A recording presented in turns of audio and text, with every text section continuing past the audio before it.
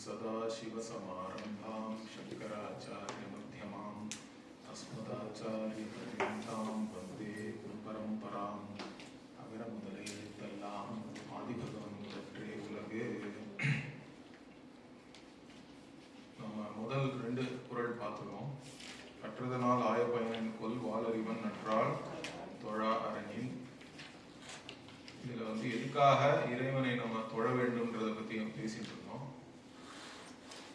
அதுல முக்கியமான விஷயம் என்னன்னா, இறைவன் தான் முழு முதற் காரணம் ஆக இருப்பதனால நம்ம பிறந்ததிலிருந்தே நமக்கு எல்லாமே கொடுக்கப்பட்டிருக்கு. கொடுத்தவரை பற்றி நாம் நினைக்க வேண்டும், அவரிடம் பக்தி செலுத்த வேண்டும். அது ஒரு இயற்கையான ஒரு விஷயம்தான். அது மற்றும் அல்லாமல் பிரார்த்தனைன்றதை எப்படி நம்மளுடைய சம்பிரதாயத்துல பார்க்கறோம்னா, அதுவும் ஒரு கர்மா தான். பிரார்த்தனைன்றது நம்மளுடைய உள்ளத்திலிருந்து ஒரு ஃப்ரீ வில் அப்படின்னு இங்கிலீஷ்ல சொல்றோம். நம்ம சுதந்திரமா நம்ம பண்ணக்கூடிய ஒரு காரியம் எதுன்னா அது பிரார்த்தனை தான். மற்றதெல்லாம் ஏதோ ஒரு ராகத்வேஷத்தினால உந்தப்பட்டு நம்ம பண்ணலாம். ஆனா பிரார்த்தனைன்றது அது ஒரு கர்மா. அதுதான் பலவிதமாகவும் இருக்கு. காய்கம் கர்ம, வாச்சிக்கம் கர்ம, மானசம் கர்மன்னு நம்ம சொல்றோம். பிரார்த்தனையை பற்றியும் கர்மா பொதுவாகவே செயல்கிறது உடலால செய்யக்கூடியதா இருக்கலாம், வாக்கால செய்யறதா இருக்கலாம், மனசால செய்யறதா இருக்கலாம். இருந்தாலும் பிரார்த்தனையும் அந்த மாதிரி நம்ம பார்க்கிறோம். அதுலதான் இந்த பூஜை அதெல்லாம் பண்றதெல்லாம் காய்கம்னு சொல்றோம். வேள்வி, அதே மாதிரி பாராயணம் பண்றது, விஷ்ணு சஹஸ்ரநாமம், இதெல்லாம் வாக்கினால பண்றோம். தியானம் பண்றது, உபாசனை பண்றதெல்லாம் மானசம் கர்மன்னு சொல்றோம்.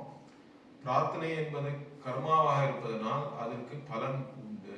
எல்லா கர்மாவிற்கும் கர்ம பலன் அப்படின்றது நிச்சயமா உண்டு. பிரார்த்தனை ஆனா நம்ம எதுக்கு பண்றோம்னா, திருஷ்ட பலமும் அதுல இருக்கு. ஏன்னா பிரார்த்தனை பண்ணும்போது நமக்கு ஒரு நிம்மதி ஏற்படுகிறது. அந்த நேரத்துல வேற ஏதாவது தவறான காரியம் பண்ணாம இருக்கோமே, அதுவே ஒரு பலன் தான் நினைக்கிறேன். பிரார்த்தனை பண்றேன்னு உட்காந்துட்டு இருக்கும் பொழுது, இல்லைன்னா ஏதோ கஷ்டம் வந்தது, நான் ஏதோ குடிக்கிறேன்னு போயிட்டான் வச்சுக்கோங்க, அது நல்லது இல்லை. கஷ்டம் வந்தா ஏதோ பகவான் நினைச்சு பிரார்த்தனை பண்ணா மற்ற தப்பான விஷயங்கள் பண்ணாம இருக்கிறதே ஒரு நல்ல விஷயம். அது தவிர பிரார்த்தனை பண்ணும்போது நமக்கு எப்பொழுதுமே ஒரு நிம்மதி வருது, நம்மளுடைய கஷ்டத்தை எதிர்கொள்ற தைரியம் வருது, இதெல்லாமும் இருக்கு. இருந்தாலும் நம்ம பிரார்த்தனை எதுக்காக பண்றோம்னா அதிர்ஷ்டத்துக்காக தான் பண்றோம். எல்லா பிரார்த்தனையுமே அதிர்ஷ்ட பலத்துக்கு தான் பண்றோம். லௌகிக கர்மாலாம் திருஷ்ட பலத்துக்கு தான் பண்றோம் சாதாரணமா நம்ம விவகாரத்துல பண்றதெல்லாம். ஆனா அது பிரார்த்தனைன்றது எப்பொழுதுமே அதிர்ஷ்டத்துக்காக தான் பண்றோம். அது தினமும் வேற பண்ணணும். அதனாலதான் நித்திய கர்மாவிலேயே நிறைய பிரார்த்தனைகள் தான் நமக்கு இருக்கு.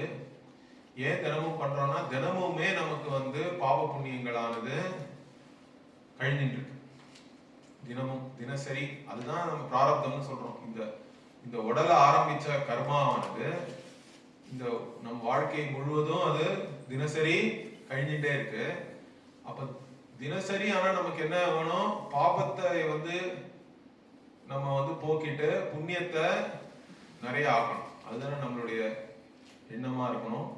அதனால்தான் ஒவ்வொரு பிரார்த்தனைக்கும் சங்கல்பம் பண்ணும்போது என்ன சொல்றோம், மம உபாத்த துரித க்ஷயத்வாரான்னு சொல்றோம். மம உபாத்த சமஸ்த துரித க்ஷயத்வாரா. பெரிய ஆசைதான், நான் சேர்த்து வச்ச எல்லா பாவங்களும் க்ஷயமாகணும் அப்படின்னு சொல்லிட்டுதான் பரமேஸ்வர பிரீத்தி அர்த்தம்லாம் சேர்த்துக்கிறோம். ஈஸ்வரனையும் பிரீத்தி பண்ணி என்னுடைய பாவங்கள் எல்லாம் போவதுக்காக இதை நான் பண்றேன். ஏதோ ஒரு 4-5 நாமா சொன்னா கூட, கொஞ்சம் சின்ன ஜபம் பண்ணா கூட நம்ம இந்த மாதிரி சங்கல்பம் கொண்டு பெருசா பண்றோம். தப்பு ஒண்ணும் இல்லை, நல்ல விஷயம்தான். இல்ல அட்லீஸ்ட் அன்னைக்கு இருக்க வேண்டிய எல்லா பாபங்களும் நான் ஷயம் பண்ணா கூட எனக்கு அதனால ஒரு நல்லது நடக்கிறது அப்படின்ற இருக்கிறதுனால, அதனால இந்த பிரார்த்தனைன்றதும் நித்தியமா நம்ம பண்ணணும்னு இருக்கு. நம்மளுடைய சம்பிரதாயத்துல பாத்தீங்கன்னா நித்திய கர்மான்றதும் அதனாலதான் இருக்கு. நித்தியமா நமக்கு கர்மாவானது க்ஷயமாறதுனால அது அன்னன்னைக்கு இருக்கிற பாவ புண்ணியங்களை நம்ம பாபத்தை சரி கட்டி புண்ணியத்தை சேர்த்துக்கணுன்றதுக்காக நித்தியமாகவும் பிரார்த்தனை பண்ணணும். அதனால இதை தொழ வேண்டியது என்பதுல ஒன்றும் சந்தேகமே இல்லை நமக்கு. அப்ப எப்படி பிரார்த்தனை பண்றதுன்னா, அடுத்த குறள் இருக்கு, மலர்மிசை ஏகினான் மானடி சேர்ந்தார் நிலமிசை நீடு வாழ்வார்னு. இப்ப மலர்மிசை ஏகினான்னா இந்த பக்தர்களுடைய ஹிருதய கமலத்தை தான் மலர்மிசைன்னு இங்க சொல்லியிருக்கார் திருவள்ளுவர். நம்மளுடைய இருதயத்தை ஒரு கமலமாக உருவகப்படுத்தி, அது ஒரு தாமரைன்ற மாதிரி உருவகப்படுத்தி சாஸ்திரத்திலேயே நிறைய இடத்துல சொல்லியிருக்கு. இப்போ நாராயண சூக்தம் எடுத்துட்டா கூட நம்ம நிறைய பேர் உங்களுக்குலாம் தெரிஞ்சிருக்கலாம், சாண்ட் பண்றவங்களுக்கு. என்ன சொல்றோம், அனந்தம் அவ்யயம் கவிகும் சமுத்ரேந்தம் விஸ்வசம்புவும் பத்மகோஷ பிரதீகாசகம் ஹிருதயம் சாப்யதோ முகம். பத்மகோஷ பிரதீகாசம் ஹிருதயம் ச அபி அதோமுகம்ன்றது.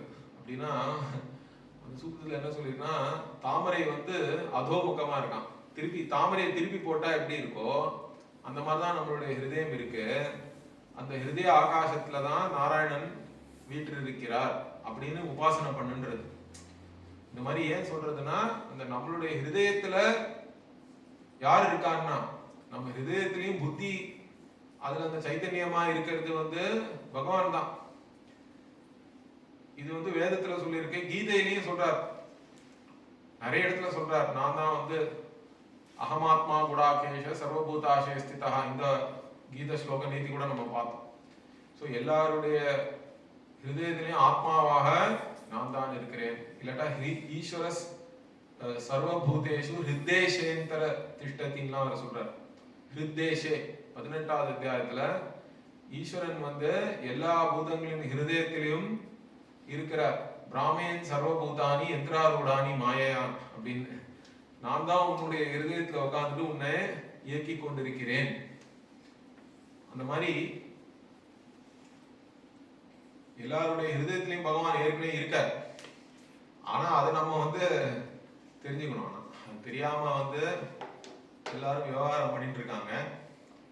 ஆனா எந்த பக்தன் பகவானை பத்தி இந்த மாதிரி நினைக்கிறானோ அவருடைய இதயத்துல அவர் குடிகொண்டுடுறார். ஏகினான்ற வார்த்தையை பார்த்தேன் நான் இங்க. ஏஹி அப்படின்னு சம்ஸ்கிருதத்திலே இருக்கு. ஏஹினா இன் தாத்துல ஏஹினா நீ என்னை அடைவாயாக அப்படின்னு அர்த்தம்.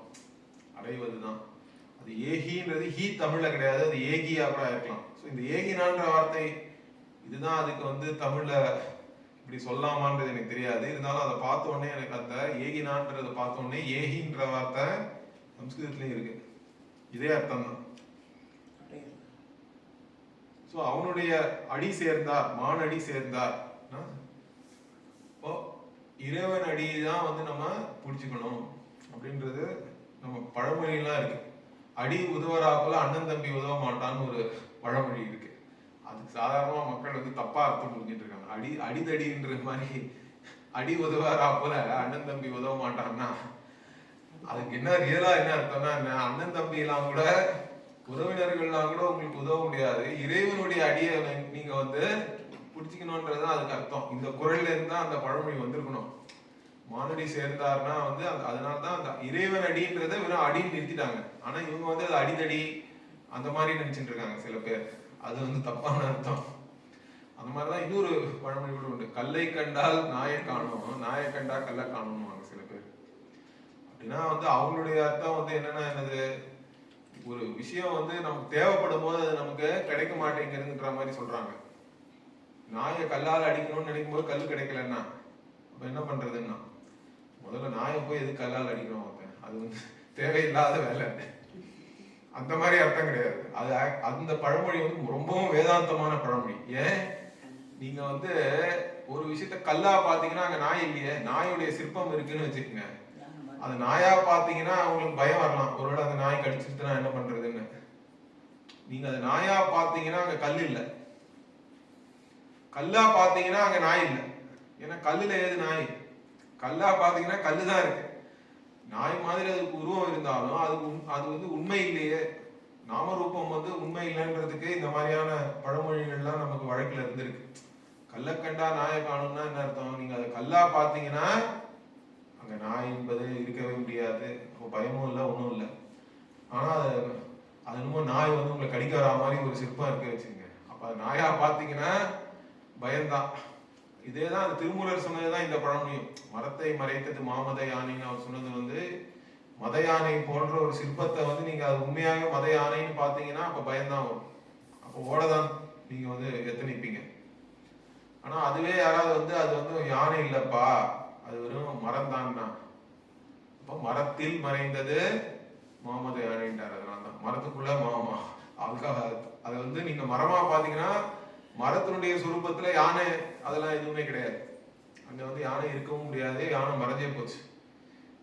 அதுக்காக வந்து அந்த அதை யானையா பார்க்காம நான் மரமா பார்க்கறதுக்கு அந்த அந்த சிற்பத்தையே நான் வெட்டி துண்டு துண்டா ஆக்கினாதான் மரமா பார்க்க முடியும் ஏதாவது இருக்கான்னு கிடையாது. இது எல்லாமே வந்து அறிவினாலேயே யானை மறைந்து வெறும் மரம் தான் அங்க இருக்கு. உங்களுடைய அறிவு மாறணும், அவ்வளவுதான்.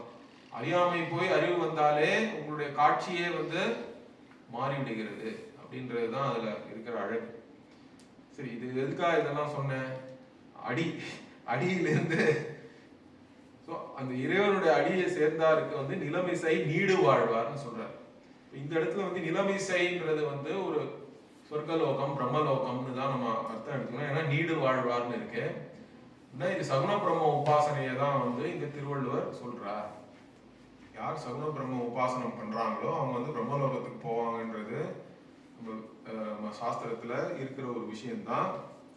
அதனால இந்த இறைவனை தன் இதயத்திலேயே உபாசனை செய்து அந்த மாதிரி உபாசனை செய்யறவங்க வந்து அதுக்கப்புறமா நிலமிசை நீடு வாழ்வார். அப்படின்னா பிரம்மலோகத்துல போய் பிரம்மாஜி எவ்வளவு காலம் இருக்க போறாரோ அவருடைய நேரம் முடிகிற வரைக்கும் அவர் பிரம்மாஜியோடய இருந்து அதுக்கப்புறம் பிரளயம் வரும்போது அவங்களும் வந்து அதுக்குள்ளேயும் பிரம்மாஜி வந்து அவங்களுக்கு இதே வேதாந்தத்தை சொல்லி கொடுத்துருவாராம். அதனால அவங்களும் ஞானியாகவே இருந்து பிரம்மலோகத்துல பிரம்மாஜியோடையே அப்படியே லயம் ஆயிடுவாங்கன்றது தான் வந்து அந்த மாதிரி ஒரு கிரம முக்தின்னு ஒண்ணு சொல்லப்படுறது நம்ம சாஸ்திரத்துல. அதுதான் வந்து இங்க அவர் சொல்லியிருக்கார், நிலமிசை நீடு வாழ்வார் அப்படின்னு. அடுத்தது வந்து என்னது? வேண்டுதல் வேண்டாமை இலானடி சேர்ந்தாருக்கு ஆண்டும் இடும்பை இல்ல. இது எனக்கு ரொம்ப பிடிச்ச ஒரு குறள். ஏன்னா இந்த வேண்டுதல் வேண்டாமை இலான்றது ரொம்பவும் ஒரு அழகான ஒரு பெயர் பகவானுக்கு வந்து. நம்ம எல்லாம் வந்து வேண்டுதல் வேண்டாமைனாலதான் எல்லாருமே கஷ்டப்பட்டுருக்கோம். ஏன் வேண்டுதல் வேண்டாமை இருக்குன்னா என்கிட்ட குறை இருக்குன்னு நான் நினைக்கிறதுனாலதான் வேண்டுதல் வேண்டாமை இருக்கு. இன்னைக்கு வந்து என்னிடம் ஒரு குறையும் இல்லை, நான் எல்லாம் நிறைவாக தான் இருக்கிறேன், பூர்ணமாக தான் இருக்கேன், பூர்ணஸ்வரூபமா இருக்கேன்னு நான் தெரிஞ்சுக்கிறேனோ அன்னைக்கு இந்த வேண்டுதல் வேண்டாமை என்பதெல்லாம் நம்மள தொடவே முடியாது. ஆனா இறைவன் எப்போதுமே அப்படிதான் இருக்கான். ஏன்னா இறைவன் வந்து வாளறிவன் சொல்லியாச்சு ஏற்கனவே. சர்வஜனாக இருக்கிற இறைவனுக்கு ஆத்ம ஞானமும் ஏற்கனவே இருக்கு. ஜீவர்களுக்கு தான் ஆத்ம ஞானம் இல்லை. ஆனா இறைவனுடைய மாயை தான் வந்து நமக்கு அவித்யாயிடும். இறைவனிடம் எது மாயையாக இருக்கிறதோ, மாயையினால் இந்த உலகத்தையே சிருஷ்டி பண்ணி இது ஒரு மாயாஜாலம் மாதிரி தான் இருக்கு. அதுக்குள்ள மாயை பாக்குறவங்களுக்கு அது உண்மை நினைச்சுட்டு இருக்கான். ஆனா மாயாவிக்கு வந்து அதனுடைய உண்மை என்னன்னு தெரியும். மாயாவி வந்து தன்னுடைய மாயையில் சிக்குவதில்லை. சரியா? அந்த மாயையை பாக்குறவங்க தான் அதுல வந்து அது உண்மை நினைச்சுட்டு அவங்க சிக்கிக்கிறாங்க. மாயைக்குள் இருப்பது என்னவோ ஒரே மாயை தான். ஆனா இறைவனுக்கு வந்து அது மாயா சக்தி ஆயிடும். அந்த சக்தியை வந்து என்னுடைய அதீனத்துல நான் வச்சுட்டு சுவாம் அதிஷ்டாய சம்பவாமி யுகே யுகே எல்லாம் பகவான் சொல்றார். அவதாரமாக பகவான் வந்தா கூட முழு ஞானத்தோட தான் அவர் வரார். பிரகிருதிம் சுவாமதிஷ்டாய அப்படின்னு சொல்றார். அஜோபிசன் அவ்யயாத்மா பூதானாம் ஈஸ்வரோபிசன் பிரகிருதிம் சுவாமதிஷ்டாய சம்பவாமி ஆத்ம மாயையான்னு சொல்றார் கீதையிலும். இதுலயே பாருங்க, எனக்கு பிறவியே கிடையாதுன்றார். அஜஹான்னா பிறப்பற்றவன். பிறப்பற்றவனாக நான் இருந்தாலும், மாற்றமே இல்லாதவனாக இருந்தாலும், அவ்யயகான மாற்றம் என்பதே அது கிடையாது. எந்த விதமான பரிணாமமும் கிடையாது. அப்படி இருந்தாலும் பூதங்களுக்கெல்லாம் ஈஸ்வரனாகவும் இருந்து கொண்டு எல்லாருக்கும் ஆண்டவனா இருந்துட்டுன்னு அர்த்தம். பூதானாம் ஈஸ்வரோபி சன். இந்த மாயையான பிரகிருத்தியை என்னுடைய வசத்துல வச்சுட்டு மாயா ரூபமாக தான் நான் தோன்றுகிறேன்ற. அவருடைய தோற்றத்துல அவருக்கு எந்த விதமான மயக்கமும் இல்லை. ஆனா அதை பார்த்து மற்றவங்க தான் வந்து மயங்குறாங்க. அவங்களுக்கு அது அவித்யை. ஈஸ்வரனிடம் எது மாயா சக்தியாக இருக்கோ அது ஜீவனுக்கு வந்து அதே தான் அவித்யன்னு சொல்றோம். வேற எதுவும் நம்ம சொல்ல வேண்டிய அவசியம் இல்லை. அதனால அவித்யா இருக்கிறதுனால தான் வேண்டுதல் வேண்டாமையெல்லாம் நமக்கு வந்துடுறது. அவித்யா காம கர்ம. அந்த காமம்ன்றதுதான் வேண்டுதல் வேண்டாமை. ராகத்வேஷம்னு சொல்றோம் சம்ஸ்கிருதத்துல. ஆனா இது எதுவுமே இல்லாதவருடைய அடியை சேர்ந்தாருக்கு எப்பொழுதுமே இடும்பைனா இந்த இடத்துல சம்சாரம்னு தான் நம்ம எடுத்துக்கணும். இந்த மாதிரி கஷ்டங்கள்லாம் இருக்கவே முடியாது. எந்த நேரத்திலையும் அவங்களுக்கு துன்பம் என்பதே நேர முடியாது. சரி, அப்புறம் என்னது? சரி, இந்த இறைவனெல்லாம் அடையணும்னா என்ன பண்ணணும், என்ன மாதிரி சாதனை பண்ணணும்னா அது சொல்லிட்டார் அடுத்தது. ஏன்னா இந்த மாதிரி வேண்டுதல் வேண்டாமை இல்லானா எப்படி ஆறுதணும் அப்படின்னா அதுக்கு முதல்ல என்ன சாதனை? முதல்ல வந்து இறைவனை நம்ம பக்தி பண்ணணும். இறை பக்தியோட நம்ம எல்லா காரியங்களும் செய்யணும். அதுக்குதான் அவர் சொல்றார், இருள் சேர் இருவினையும் சேரா இறைவன் பொருள் சேர் புகழ் புரிந்தார் மாட்டு அப்படின்னு இருக்கு. இப்போ இருள் அப்படின்னாலே அஜ்ஞானத்தை தான் இருள்னு சொல்றோம். ஏன்னா இந்த வேண்டுதல் வேண்டாமையும் வந்து அஜ்ஞானத்தினால தானே வருது. அப்ப அந்த வேண்டுதல் வேண்டாமை இல்லாம போகணும்னு நம்ம நினைச்சோம்னா அஜ்ஞானத்தை போக்கினாதான் முடியும். அதுக்கு வேற எந்த வழியும் கிடையாது. ஏன்னா இந்த இரு வினை அப்படின்னு அவர் சொல்றது என்னது? பாப புண்ணியத்தை தான் சொல்லி ஆகணும். ஏன்னா பாபம் புண்ணியம் தான் வந்து இரு விதமான வினையோட பயன், தர்மம் அதர்மம். ஆனா என்னுடைய சொரூபமானது இந்த ரெண்டுத்திற்கும் அப்பாற்பட்டுதான் இருக்கு. அதனால்தான் பாஷ்யக்காரர் ஒரு சில இடத்துல என்ன சொல்றாரு, முமுட்சுவுக்கு வந்து புண்ணியம் கூட வந்து அனர்த்தம் தான். ஏன்னா புண்ணியமும் வந்து உனக்கு இன்னொரு ஜென்மத்தை தான் கொடுக்க போறது. யார் வந்து எனக்கு எல்லா விதமான துன்பங்களில் இருந்தும் விடுதலை வேண்டும், எல்லா விதமான குறைகள் வரையறையில் இருந்து விடுதலை வேணும்னு ஒருத்தன் நினைச்சான்னா அவனுக்கு வந்து புண்ணியமும் வந்து ஒரு தங்க, நம்ம என்ன சொல்றோம், ஒரு கூண்டுல போட்டு அடைச்சு வைக்கிறோம் கிளிய. அது எந்த குண்டா இருந்தா என்ன, அது பித்தளை குண்டா இருந்தா என்ன, இரும்பு குண்டா இருந்தா என்ன, புண்ணியம்ன்றது தங்க குண்டு மாதிரி தான். அதனால அது தங்கமா ஆயிட்டதுனால ஒண்டி வந்து அது ஒன்றும் பெரிய விஷயம் இல்லை.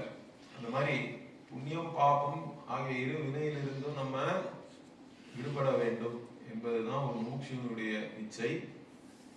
அது அந்த மாதிரி ஆகணும்னா என்ன பண்ணணும்? இந்த இறைவனிடம் முதல்ல போய் நீங்க சரணடையணும். ஏன்னா இறைவனிடம் தான் வந்து ஞானம், அவர் ஞான ஸ்வரூபமா இருக்கார். அவரிடம் இந்த அஞ்ஞானம் என்பதே இல்லை. சரியா? அறியாமை என்ற இருள் வந்து அவர்களிடம் இல்லை. அவருடைய அருள்னால நமக்கும் இந்த அஞ்ஞானமானது விலகிவிடும். முதல்ல அவருடைய அருள் வேணும், வந்து நம்ம வேண்டும். ஏன்னா அந்த அருள் இல்லாம, இறைவன் அருள் இல்லாம இந்த அத்வைத வாசனை கூட வராதுன்றதுதான் நம்ம பெரியவர்கள்லாம் சொல்றாங்க.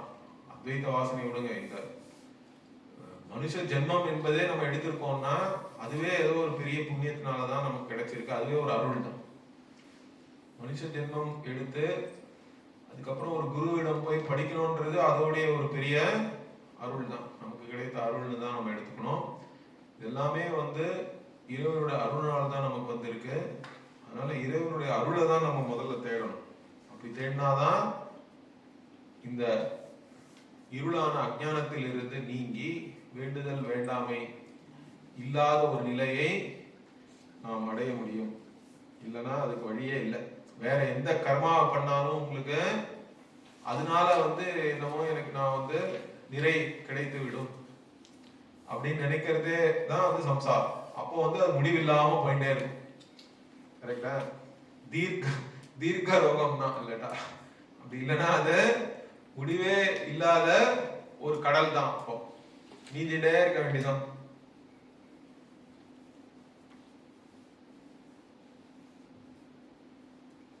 சரி, இப்ப இறைவனுடன் பக்தி செய்யறோம்.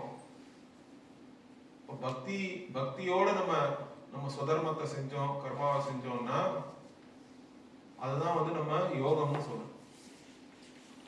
வெறும் கர்ம பலத்துக்காக செஞ்சோம்னா அது வந்து கர்மா தான். அது வந்து உங்களை இந்த பிறவி பெருங்கடல்ல தான் போய் தள்ளும். கர்ம பலன் தான் இந்த பிறவி பெருங்கடல். ஆனாலும் முதல்ல நம்ம என்ன பண்ணோம், அந்த கர்மாவையே இறை பக்தியோட நம்ம பண்ணணும். இறை பக்தியோட பண்றோம்னா எப்படி பண்றோம்? இறைவனுக்கு அஞ்சலியாக அதை பண்றோம். ஈஸ்வர அர்ப்பண புத்தியோட நம்ம பண்ணும்போது கர்ம பலன் எனக்கு முக்கியம் இல்லை, ஆனா இதுதான் வந்து தர்மம், இதுதான் எனக்கு விதிக்கப்பட்டிருக்கு, என்னுடைய கடமை இதுதான் சரி அப்படின்னு ஒவ்வொரு சூழ்நிலையிலையும் தர்மா அதர்மம் என்னன்னு பார்த்து அது என்னுடைய தர்மமான்னு பார்த்து அதன்படி நம்ம கர்மா பண்றதே வந்து இறைவனை தொடர்ந்துதான்ற. 18வது அத்தியாயத்துல வந்து ஈஸ்வரனை எப்படி இங்க வந்து தொழணும்னு சொல்லிட்டாரு. இவர் வாழறிவன் நற்றால் தொழுன்றார். கேட்டா இந்த இடத்துல என்ன சொல்றார்? இருவினையும் சேரா இறைவன் பொருள் சேர்ன்னு சொல்றார். கரெக்டா? சோ எப்படி போய் இறைவனுடைய அடியில சேர்றது? கேட்டா அவர் எப்படி தொழுவதுன்னா ஸ்வகர்மனா தமப்யர்ச்ச சித்திம் விந்ததி மானவஹான்னு பகவான் சொல்றார் கீதையிலையும் 18வது அத்தியாயத்துல. உன்னுடைய கர்மாவை நீ பண்ணு. உனக்கு வந்து சாமானிய தர்மம் என்னன்னு தெரியும், விசேஷ தர்மம் என்னன்றதும் தெரியும். இது ரெண்டும் சேர்ந்துதான் உன்னுடைய சுகர்மாவா. ஏன்னா தர்மமும் கர்மமும் வேற இல்லை. கர்மாவானது தர்மத்தை ஒட்டிதான் இருக்கணும்ன்றதுனால இந்த ரெண்டு தர்மமும் உனக்கு தெரிஞ்சதுன்னா அதுக்கு ஒத்து நீ செய்யற கர்மா வந்து உன்னுடைய சொகர்மா, இல்லட்டா நீ செய்ய வேண்டிய உன்னுடைய கடமை அப்படின்னு ஆயிடுது. அதை நீ ஒழுங்கா செஞ்சனா அதுதான் நீ இறைவனுக்கு செய்கிற அர்ச்சனை. அப்படி நீ செய்யும் பொழுது நீ சித்தியை அடைகிறான்னு சொல்றார் பகவான். சித்தினா இந்த இடத்துல என்னது? உன்னுடைய கடமையை வந்து உன் வெறுப்பை தாண்டி நீ செஞ்சனா அதனாலதான் உனக்கு சித்த சுத்தி வருதுன்றதுதான் சாஸ்திரம். கர்ம பலனுக்காக பண்ணனா உன்னுடைய ராகத்வேஷத்துக்காக தான் நீ பண்ற, உன்னுடைய வேண்டுதல் வேண்டாமைக்காக பண்ற. ஆனா கர்மாவையே வந்து என்னுடைய கடமை இதுதான், இதைதான் நான் செய்ய வேண்டும் அப்படின்னு அது சரியா புரிஞ்சுட்டு என்னுடைய வேண்டுதல் வேண்டாமை எப்படி இருந்தாலும் சரி, ராகத்வேஷம் எப்படி இருந்தாலும் சரி, எனக்கு பிடிக்குதோ இல்லையோ எது சரியோ அதை நான் செய்வேன், இதுதான் என் கடமை அப்படின்னு ஒருத்தன் செய்யறான்னா அதுவே நம் இறைவனுக்கு செய்கிற பெரிய அர்ச்சனை தான். அப்படிதான் வந்து இறைவனை தொழணும் அப்படின்றதுதான் நம்மளுடைய சம்பிரதாயம். அந்த மாதிரி அதை பண்ணி அப்படி வந்தோம்னா நமக்கு சித்த சுத்தி என்பது ஏற்படுகிறது. அதுக்கு அப்புறமாவும் ஒரு சில தகுதிகள் நமக்கு தேவை இந்த ஞானத்தை அடையணும்னா. அடுத்தது என்னன்னா சித்த நைஷ்டல்யம்னு ஒண்ணு இருக்கு. சித்த சுத்தியானது இந்த ராகத்வேஷத்திலிருந்து நான் விடுபட்டு சுதந்திரமா என்னால தர்மத்தை செய்ய முடிஞ்சதுன்னா அதை சித்த சுத்தின்னு சொல்றோம். இருந்தாலும் சித்தம் வந்து ஒன்றுபட்டு மனசுல கான்சென்ட்ரேஷன் எல்லாம் சொல்றாங்க நிறைய பேர். எனக்கு கான்சென்ட்ரேஷனே இல்லை, கிளாஸ்ல உட்காந்தா எங்கேயோ போறது என் மனசு, பாடம் மனசுக்குள்ள போக மாட்டேங்கிறது, இந்த மாதிரிலாம் பிரச்சனை வரலாம். அதனாலதான் சித்த ஏகாகிரதா இல்லைன்னா சித்த நைஷ்டல்யம்னு சொல்றோம் சம்ஸ்கிருதத்துல. மனம் ஒருமுகப்படுதல் அப்படின்றது ரொம்ப முக்கியம். ஸோ அதுக்குதான் என்ன சொல்றாரு, அடுத்து என்ன சொல்றாரு அவரு? பொறிவாயில் ஐந்தவித்தான் பொய்த்தீர் ஒழுக்க நெறி நின்றார் நீடு வாழ்வார். இந்த ஐம்பொறிகள் தான் வந்து நம்மளை வெளியில இழுத்துன்னு போறது. அதுதான் வந்து நம்மளை எப்போதுமே உலக வாழ்க்கையிலேயே நம்மளை போய் மூழ்கடிக்கிறது அப்படின்றது நம்ம கட்டோபனிஷத்துலயும் இது வருதுன்னு நான் சொன்னேன் உங்களுக்கு. பராஞ்சி காணி வெதுன ஸ்வயம்பூ பரான் பஷ்யதி நாந்தராத்மன் அப்படின்லாம் சொல்லியிருக்கு உபனிஷத்துல. அதனால நம்ம வந்து இந்த ஐம்புலன்களை ஒரு கட்டுக்கு எடுத்துட்டு புலன் விஷயங்களை நோக்கி போகாம ஆத்மஸ்வரூபத்தை தெரிஞ்சுக்கிறதுக்காக நம்ம நம்மளுடைய கவனத்தை திருப்பணும். வெளியிலேயே போகிற என் கவனத்தை இழுத்து பிடிச்சு என் ஆத்மஸ்வரூபத்தை நான் தெரிஞ்சுக்கணும்ன்றதுல திருப்பணும். அது அதுதான் கஷ்டித் தீராகா பிரத்யேகாத்மான மைக்ஷத்துன்னு உபனிஷத்துன்னு சொல்றது. ஒரு சில பேரால தான் அவர்கள்லாம் தீரர்கள் சொல்றது. தீரர்னா இந்த இடத்துல விவேகி புருஷான்னு அர்த்தம் சொல்றோம். யாருக்கு இந்த ஆத்மா அனாத்ம விவேகம் இருக்கோ, பகுத்தறிவு. விவேகம்னா தமிழ்ல என்னன்னா பகுத்தறிவு. பகுத்தறிவு வேற யாரெல்லாம சொல்லிட்டு இருக்காங்க. உண்மையா இதுதான் பகுத்தறிவு. பகுத்தறிவுனா என்னது? எது ஆத்மா எது அனாத்மான்னு முதல்ல தெரிஞ்சுக்கணும். அதுவே ஒரு விதமான பகுத்தறிவு. அதே மாதிரி எது நித்தியம் எது அனித்தியம், இந்த பகுத்தறிவு ரொம்ப முக்கியம். ஏன்னா எல்லாருமே நித்தியமான ஆனந்தத்தை தேடிதான் போறாங்க. ஏன்னா எனக்கு எப்பொழுதுமே நான் ஆனந்தமா இருக்கணும், எல்லா இடத்துலயும் நான் ஆனந்தமா இருக்கணும்ன்றதுல யாருக்கும் சந்தேகம் இல்லை.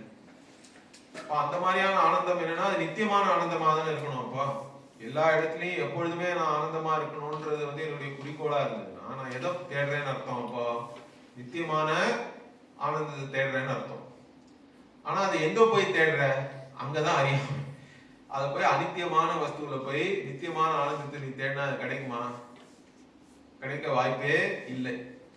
அதை தெரிஞ்சுட்டு அதுக்கு ஏற்றபடி உங்களுடைய வாழ்க்கையை நீங்க அமைச்சிருந்தீங்கன்னா உங்களுக்கு பகுத்தறிவு இருக்குன்னு இருக்கும். இல்லைன்னா அந்த நித்தியானித்திய வஸ்துவே என்னன்னு உங்களுக்கு புரியலன்னு அர்த்தம். நித்தியானித்திய வஸ்து விவேகா. இப்ப நம்ம வேதாந்தம் படிக்கிறதுக்கு தகுதின்னு பார்த்தோம்னா சாதன சதுஷ்டயம்னு சொல்றோம். 4 விதமான தகுதிகள் உங்ககிட்ட இருக்கணும். அதுல எடுத்த உடனே என்ன சொல்றது? நித்தியானித்திய வஸ்து விவேகா. ஏன்னா எது நித்தியம் எது அனித்தியம்னு முதல்ல தெரியணும். அப்ப நான் நித்தியத்தை தான் தேடுறேன், இந்த நித்தியத்தை போய் அனித்தியத்துல தேடினா அது கிடைக்காது அப்படின்ற ஒரு விஷயம் உங்களுக்கு நல்லா புரிஞ்சாலே அதுல இருந்து என்ன வரும்னா இஹா முத்ரார்த்த பலபோக விராகா. நித்தியானித்திய வஸ்து விவேகம் ஒழுங்கா இருந்தாலே என்ன ஆயிடும்? உலகத்துல நான் அடையக்கூடியது எல்லாமே அனித்தியம்தான், இதுல போய் நான் ஏன் அப்ப எனக்கு அதுல ஒரு ஆர்வமும் இல்லாம போயிடணும் தானாவே. அதுதான் வைராக்கியம். வைராக்கியம்னா உனக்கு வெறுக்க வேண்டிய அவசியம் இல்லை. எது எது என்னென்னன்றது அப்படியே தெரிஞ்சுட்டாலே போதும். இதனால இதை எனக்கு கொடுக்க முடியும், இதனால இதை கொடுக்க முடியாதுன்ற அளவு நமக்கு தெரிஞ்சாலே எனக்கு என்ன வேணுமோ அதை நோக்கிதான் நான் அதுக்கப்புறம் போக போறேன். அந்த மாதிரி தானாவே அது வரணும். பகுத்தறிவு இருந்தா இந்த வைராக்கியமானது ஏற்பட வேண்டும், வேற வழியே இல்லை. இருந்தாலும் அதுக்கப்புறமா உங்க மனசையும் நீங்க பக்குவப்படுத்திக்கணும். அதுக்குதான் சமாதி ஷட்க சம்பத்தின்னு 6 விதமான மனசை ஒத்து இருக்கிற விஷயங்கள் அதெல்லாம். ஏன்னா எவ்வளவுதான் நமக்கு சில சமயம் பகுத்தறிவுலாம் இருந்தாலும் அது அறிவு அளவுல இருந்தாலும் உணர்ச்சிகள் அறிவு இது ரெண்டும் சேர்ந்ததுதான் நம்ம மனசு. ஒரு தனி மனுஷன் நம்ம எடுத்துட்டோம்னா அவனுக்கு உணர்ச்சிகளும் இருக்கு அறிவும் இருக்கு. சில சமயம் உணர்ச்சி என்ன பண்றது? அறிவை மூடிடுறது. அப்படி இருக்கிறதும் ஒரு பிரச்சனை தான். அப்போ நம்ம உணர்ச்சி வசப்படாமல் நம்ம அறிவுதான் நம்மளை நம்ம வழி நடத்தி கொண்டு போகணும். அதுதான் அந்த இப்போ ஒரு ரதம் தேர்லாம் இருக்கு, தேரோட்டியா கிருஷ்ணன் இருக்காருன்னா அதனுடைய அர்த்தம் என்ன? பகவத்கீதையில இருக்கிற பெரிய உருவகம் என்னன்னா தேர்ல தேரோட்டியா கிருஷ்ணன் இருக்கிறார், அந்த தேரினுடைய சுவாமியாக அர்ஜுனன் இருக்கான். அந்த கிருஷ்ணர் யார் அங்கன்னா புத்தி தான் கிருஷ்ணன். எந்த மாதிரியான புத்தினா சாஸ்திரம் குருவனுடைய வாக்கியங்களினால் பக்குவப்பட்ட மனசா இருக்கு, புத்தி இருக்கு, அதுதான் கிருஷ்ணன். அதுதான் அந்த குதிரைகளுடைய அந்த இதை பிடிச்சிட்டு இருக்கு. குதிரைகளே வந்து நம்மளுடைய ஐந்து குதிரையை வந்து அந்த இதுல சாதாரணமா போட்டிருப்பாங்க பாத்தீங்கன்னா அந்த படத்துல. அது ஐம்பொறிகளை குறிக்கிறது. அது புத்தியானதுதான் வந்து இழுத்து கடிவாளத்தை இழுத்து பிடிச்சிக்கணும். அப்படி அதை விட்டோம்னா அது இஷ்டப்படி ஓடுறது. கரெக்டா? அது இஷ்டப்படி ஓடிச்சுன்னா நீ எங்க போய் சேரணுமோ அங்க போய் சேர முடியாது. இதெல்லாம் வந்து உன் கட்டுக்குள்ள இருக்கணும் அப்படின்றதுதான் அந்த ஒரு படமும் அதை காட்டுறது. அது நீதான் வந்து ஜீவன் தான் வந்து அர்ஜுனன் அவன் இருக்கான். அவன் வந்து இந்த சாஸ்திர குரு உபதேசத்தினால் பக்குவப்பட்ட மனசோட சேர்ந்து போகணுமே தவிர இந்த இந்திரியங்கள் குதிரை எங்க இழுக்கிறதோ அங்கெல்லாம் போனா நீ வந்து உனக்கு ஜெயம் கிடைக்காது அப்படின்றதுதான் அது சொல்றது. அதுதான் இங்க வந்து முதல்ல என்ன சொன்னோம், பொறிவாயில் ஐந்தவைத்தான்னு என்ன அர்த்தம். இந்த ஐம்பொறிகள் இருக்கு. அதுல இருந்து என்ன வருதுன்னா அந்த ஐம்பொறிகள் உங்களை எப்பொழுதுமே அந்த இந்திரிய விஷயத்தை நோக்கி தான் இழுத்துன்னு போறது. அது மேல ஆசையை கலப்பி விடுறது. ஏன்னா ஏற்கனவே நீ வந்து நான் வந்து எனக்கு இவ்வளவு என்னெல்லாமோ குறையெல்லாம் இருக்குன்னு நினைக்கிறேன். ஆனா அந்த இந்திரியங்கள் என்ன காட்டுறது, இல்ல இந்த இந்திரிய விஷயத்தை நீ அடைஞ்சனா உனக்கு இந்த குறையெல்லாம் போயிடும், உனக்கு நிறைவு வந்துடும்னு ஒரு மாயாஜாலத்தை அது காட்டுறது. உடனே அது பின்னாடியே ஓடுறான். அப்படி இல்லாமல் அது என்னெல்லாம் உன்னை ஆசையெல்லாம் கலப்புறதோ அதெல்லாம் அங்கேயே அதெல்லாம் புசிக்கணும். ஐந்தவித்தான். சோ இந்த ஆசைகள் எல்லாம் எவன் அங்கேயே எரிச்சிடுறானோ அது மாத்திரம் இல்ல, அதுக்கப்புறம் என்ன, பொய்தீர் ஒழுக்க நெறி நின்றார். அதுதான் நான் சொன்னேன். இறைவனை வந்து நம்ம எப்படி தொழணும்னா உங்களுடைய நெறி என்னன்னு உங்களுக்கு தெரியணும். நெறினா இங்க சொதர்மத்தை தான் அவர் சொல்றார். சொதர்மா அதுல இருந்து நெறியில நிக்கிறதுனா உங்க சொக்கர்மா பண்றதுதான் அவர் சொல்றார். பொய்தீர் ஒழுக்க நெறினா என்ன, பொய் இல்லாத உங்களுடைய சொக்கர்மாவை பண்ணிட்டு இருக்கணும். அப்பதான் உனக்கு சித்தி கிடைக்கும். சொக்கர்மனா தம்ம பெயர்ச்ச சித்தி மிந்ததி மானவகான் பகவான் சொல்றார். ஸோ இந்த மாதிரி இது வந்து நம்ம இந்திரியங்கள் நம்மளை இழுக்கிற இடத்துக்கெல்லாம் போகாம சாஸ்திரம் குரு சொல்றபடி வாழ்க்கையை வாழ்ந்து அதுதான் வந்து ஒழுக்க நெறின்றது.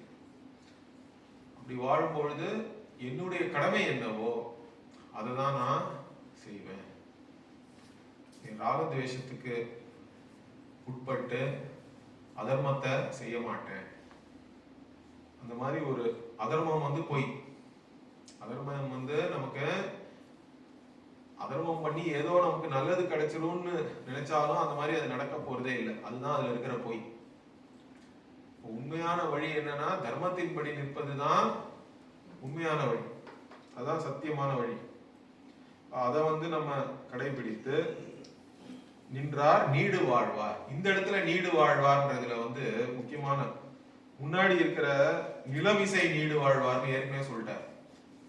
இது என்ன நீடு வாழ்வார்னா இங்கான நிலமிசை எதுவுமே இல்லை, வெறும்ன நீடு வாழ்வார்னா இதை வந்து நம்ம இங்கேயே முக்தின்னு எடுத்துக்கணும். இதுதான் வந்து இங்க மோட்சத்தை தான் அவர் சொல்றார். நீடு வாழ்வார்னு சொல்றது வந்து இங்கேயே உனக்கு மோட்சம் கிடைக்கும். ஏன்னா உனக்கு சித்த சுத்தியும் இருக்கு, சித்த நைஷ்டல்யமும் இருக்கு.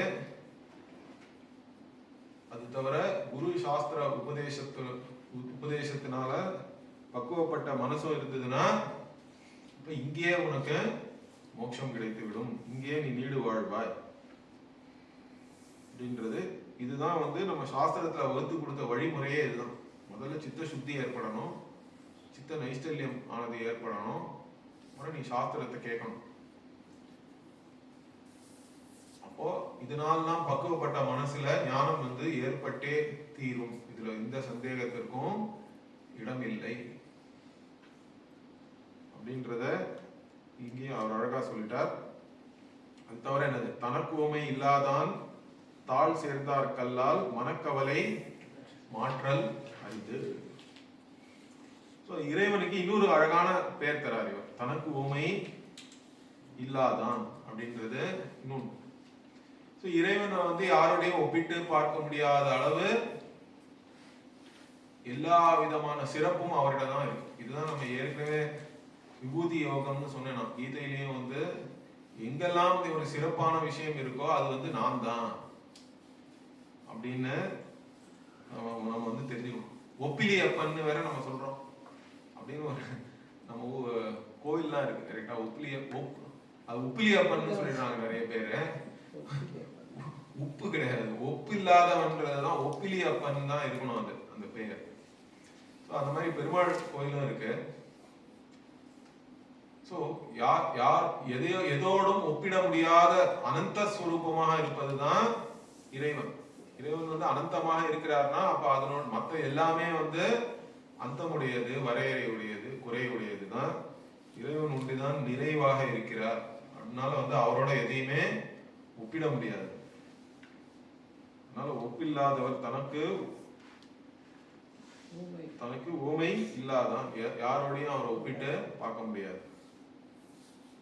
அவருடைய தாழ் சேர் அவருடைய திருப்பியும் அவருடைய திருவடிகளை சேர்னா எல்லா இடத்துலயுமே இங்க வந்து பாத்தீங்கன்னா ஒரு சரணாகதிய சொன்ன மாதிரி தான் இருக்கு. இந்த கடவுள் வாழ்க்கையிலேயே பாத்தீங்கன்னா இதேதான் வந்து பகவான் கீதையிலையும் திருப்பி திருப்பி இதே தான் சொல்றார். எல்லா இடத்துலயும் பாத்தீங்கன்னா நிறைய இடத்துல வந்து பகவான் வந்து கீதையில என்னிடம் நீ சரணடை கடைசி இருக்கு. சர்வ தர்மான் பரித்யஜ மாமேகம் சரணம் எஜென்ட. நீ எல்லா தர்மத்தையும் விட்டுட்டு என்னிடம் சரணடை. அகம் துவா சர்வ பாப்பேபியா மோக்ஷயிஷ்யாமி மாஷிச்ச. நீ கவலைப்படாத, உன்னை எல்லா பாப்பத்தில் இருந்தும் நான் உனக்கு விடுதலை தருகிறேன் அப்படின்றது ஒண்ணு இருக்கு. அது தவிர பாத்தீங்கன்னா தமேவ சரணம் கச்ச சர்வபாவேன பாரத தத் பிரசாதா பராம் சாந்திம் ஸ்தானம் பிராப்சியசி சாஸ்வதம்னு திருப்பி 18வது சாப்டர்ல அதுவும் சொல்றாரு. அது கொஞ்சம் முன்னாடி தான் வந்து இந்த ஈஸ்வரனையே நீ சரணடை. சரணடைஞ்சாதான் என்னது, எல்லா விதத்திலையும் நீ சரணடைகிறார். சர்வபாவேன பாரத தமேவ சரணம் கச்ச. அவருடைய பிரசாதத்தினால், அவருடைய அருளினால் நீ உனக்கு எந்த மாதிரியான ஒரு ஸ்தானம் கிடைக்குன்னா இந்த விஷ்ணோஹோ பரமம் பதம் தான் கிடைக்கும். சாஸ்வதம்ன்ற சாஸ்வதம் ஸ்தானம்னா என்னது, இந்த மாதிரி உனக்கு நீ அதுல இருந்து விலகவே முடியாது. அந்த மாதிரியான எப்பொழுதுமே இருக்கக்கூட நித்தியமான ஒரு ஸ்தானத்தை நீ அடைவாய். விஷ்ணுஹோ பரமம் பதம்னு பாஷ்யக்காரர் பாஷ்யம் பண்றாரு. அதெல்லாம் விஷ்ணுவுடைய பரமபதமான அந்த பதத்தை அந்த அந்த ஒரு ஸ்தானத்தை நீ அடைவாய். இந்த மாதிரி இந்த சரணம் அடை அப்படின்றத வந்து ரொம்பவே வள்ளுவர் இந்த இடத்துல எல்லா இடத்தையும் அதான் சொல்ற மாதிரி இருக்கு எனக்கு பார்த்தேன். அதனால இந்த மாதிரி நீங்க அந்த அவருடைய அடிகளை சரணடையாதவர்களுக்கு மனக்கவலை மாற்றல் அரிது.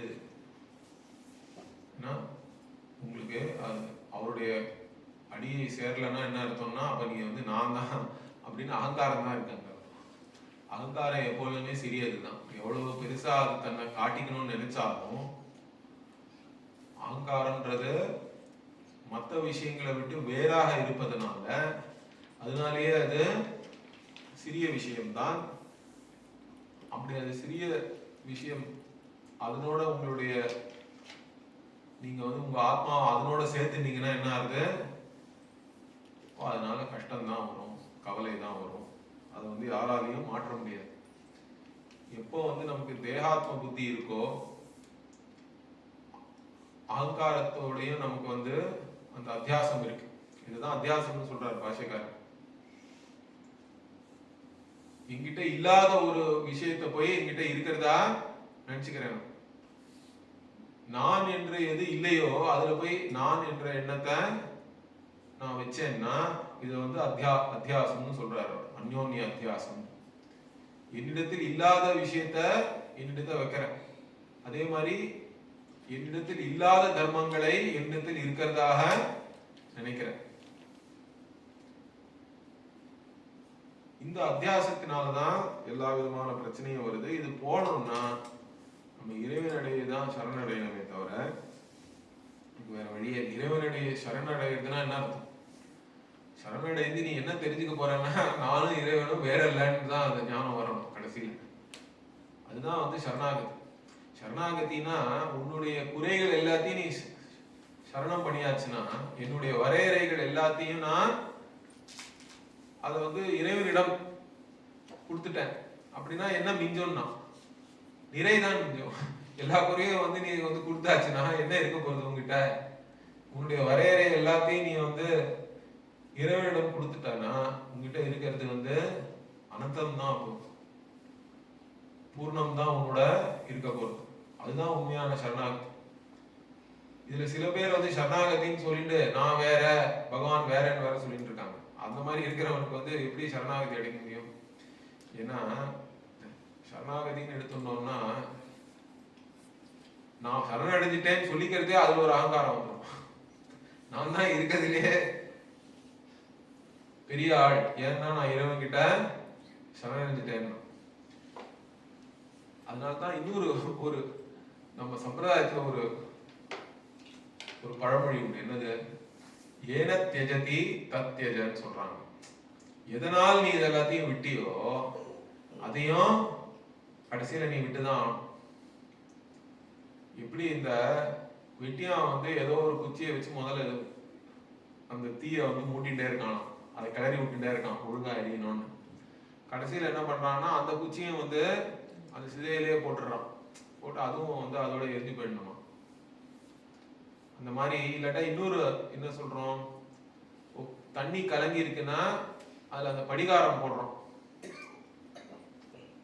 படிகாரம் அழுக்க உண்டி எடுத்துட்டு அது அப்படியே இருந்தாலும் பிரச்சனை தானே, அதுவே அழுக்காயிடும். அப்புறமா படிகாரம் என்ன பண்றது, அழுக்கோட சேர்ந்து தானும் கீழே அப்படியே தங்கிடுறது, கீழே எடுத்துன்னு போயிடுது எல்லாத்தையும் சேர்த்து தன்னோட. இப்போ மேலாக தண்ணி வந்து சுத்தமா இருக்குன்னு நம்ம வந்து சுத்தமான தண்ணி எடுத்துக்கலாம். அந்த மாதிரி சரணாகதி சரணாகதின்னு சொல்லிட்டு கடைசியில வந்து தன்னை வந்து விடுறதுக்கு முடியலன்னா தான் என்ற எண்ணமும் அந்த எண்ணமும் வந்து எப்பவுமே இருக்கிறது இல்லையே என்னோட. இப்போ பிரமணர் கூட என்ன சொல்றார், நீ நான் எதை நினைக்கிறியோ முதல்ல அதனுடைய சொரூபம் என்னன்னு போய் ஆராய்ந்து பாருங்க. அதனால்தான் அவர் வந்து நான் யாருன்னு கேள்வி கேருன்னு அவர் சொன்னது வந்து சும்மா அதை நான் யாருன்னு ஜபம் பண்ற மாதிரி கிடையாது.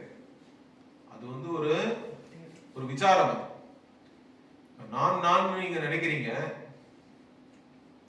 அது எல்லாமே வந்து உன்னோட எப்போதுமே இருக்கா இல்லையா அப்படின்னு பார்க்கணும்ல. ஏன்னா என்னுடைய சொரூபம் அப்படின்னு ஒண்ணுன்னா அந்த சொரூபமானது என்னை விட்டு நீங்காமல் எப்போது இருக்கிறது தான் என்னுடைய சொரூபமா இருக்க முடியும். கரெக்டா? வந்துட்டு போறது வந்து என்னுடைய சொரூபமா இருக்க முடியாது.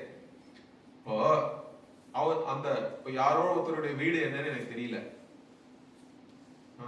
தேவதத்தனுடைய வீடு எதுன்னு ஒருத்தனை நான் கேட்கிறேன். அவன் என்ன சொல்றான், காக்கா உட்காந்துட்டு இருக்கு, அதுதான் வந்து தேவதத்தனுடைய வீடுன்னு சொல்றான். அப்போ வந்து அதுல இருந்து எனக்கு என்ன தெரியாது, ஆனா அந்த காக்கா உட்காந்துட்டு இருக்குன்னு சொன்னதுனாலதான் எனக்கு தேவதத்தனுடைய வீடு தெரியுது. ஆனா காக்கா வந்து அந்த வீட்டுடைய சுரூபமா கிடையாது. காக்கா அங்க உட்காந்துட்டு இருக்கணும்னு கூட இல்ல, காக்கா உட்காந்துட்டு இருந்ததே அந்த வீடுதான் அப்படின்னு சொன்னா கூட நமக்கு அது புரிஞ்சிடும். இப்போ எது வந்து எப்பொழுதுமே ஒரு வஸ்துவோட இருக்கோ அதுதான் அதோடைய சுரூபமாக இருக்க முடியும். எது வந்துட்டு போறதோ அதை வச்சு நம்ம அந்த விஷயத்தை தெரிஞ்சுக்கலாம், ஆனா அது அதனுடைய சுரூபம்னு நம்ம சொல்ல முடியாது. இந்த ஒரு விஷயத்த முதல்ல நீங்க புரிஞ்சுக்கணும். இதை நீங்க ஒத்துக்கிட்டீங்கன்னா நான் என்று நான் சொல்றது வந்து எப்பொழுதுமே என்ன இருக்குன்னு பார்த்தோம்னா, இப்ப நம்ம இந்த முழிச்சுட்டு இருக்கும்போது நான் வந்து இந்த உடம்பு மனசு இதெல்லாம் வச்சுதானே வந்து நான் சொல்றேன். ஆனா இந்த தனி மனித தன்மை இருக்கு, என்னுடைய தனி மனுஷன்னு நான் சொல்றது, நான் யாருன்னு சொல்றது இந்த உடல் மனசு இந்திரியங்களை வச்சுதான் சொல்றேன். ஆனா இதுவே வந்து கனவுல இல்லை, இந்த உடம்பு மனசு எல்லாமே போயிடுறது. இங்க நீ ராஜாவா இருக்கலாம், கனவுல நீ வந்து பிச்சைக்காரனா இருக்க. இங்க பிச்சைக்காரனா இருக்க, கனவுல வந்து ராஜாவாயிடுற. இங்க மனுஷனா இருக்க, கனவுல ஏதோ மிருகமா மாறிடுற. அப்படின்னா இதுல இருந்து என்ன தெரியுது, இது வந்து இந்த உடல் வச்சு என்னுடைய ஐடென்டிட்டி இருக்கு, நான் என்ற இந்த எண்ணம், இது எப்போதுமே என்னோட இருக்கிறது இல்லை. அப்ப இது வந்து நான் கிடையாது. அதே மாதிரி கனவுல வர்றதும் அதோட போயிடுறது. தூங்கும் போது நான் இருக்கேன், ஆனா எந்த விதமான துவைத்தமும் அங்க இல்ல. நான் அத்வைத வஸ்துவாக இருக்கேன், அத்வைத்தமா இருக்கேன். இரண்டாவது என்று ஒன்றே இல்லை, இரண்டு அறை இருக்கிறேன், வேறு அறை இருக்கிறேன். தூக்கத்துல வந்து வேறு என்பதே இல்லை, நான் ஒண்டிதான் இருக்கேன். அங்க தேச காலம் எதுவுமே இல்லை. என்னுடைய அறியாமை என்னன்னா, தேச காலத்துக்குள்ள நான் இருக்கேன்னு நினைக்கிறது தான் அறியாமை. இதுக்குள்ள நான் பிறந்து இருக்கேன்னு நினைக்கிறது எல்லாமே அறியாமை. ஏன்னா உண்மை என்னன்னு பார்த்தா, நான் தூங்கும் போது நான் இருக்கேன், ஆனா தேச காலம் இல்லை. அப்புறம் அதுல இருந்து நம்ம என்ன தெரிஞ்சுக்கிறோம், ஸ்பேஸ் டைம் அப்படின்னு நம்ம சொல்ற இந்த தேச காலமானது என்னுள் இருக்கிறதே தவிர நான் அதுக்குள்ள இல்லை. இதுதான் அந்த ஞானம். என்னோட எப்போதுமே இருக்கிற என்னுடைய சொரூபமானது, அந்த சொரூபம் வந்து ஈஸ்வரனுக்கும் அதே சொரூபம் தான். அதனால நம்ம ஈஸ்வரனிடம் சரணடைறதுன்றது என்னன்னா, இந்த சொரூபத்தினிடம் சரணடைறது தான். என் சொரூபமும் ஈஸ்வர சொரூபமும் வேற இல்லை அப்படின்னு தெரிஞ்சுட்டா மற்ற எல்லா விஷயத்தையும் நீ விட்டுடலாம். அதெல்லாம் வந்து ஈஸ்வர சிருஷ்டியோட போட்டோம். என்னுடைய சொரூபம் ஒண்டிதான் என்னை சேர்ந்தது. அதை தெரிஞ்சுட்டோம்னாலே எந்த விதமான மனக்கவலையெல்லாம் வரவே முடியாது. சரி, இது அப்புறம் அடுத்த கிளாஸ்ல கண்டினியூ பண்ணுவோம். ஓம் பூர்ணமதః பூர்ணமிதம் பூர்ணாத் பூர்ணமுதச்யதே பூர்ணஸ்ய பூர்ணமாதாய பூர்ணமேவாவசிஷ்யதே. ஓம் சாந்தி சாந்தி சாந்தி. ஹரி ஓம் ஸ்ரீ குருப்யோ நமः. ஹரி ஓம்.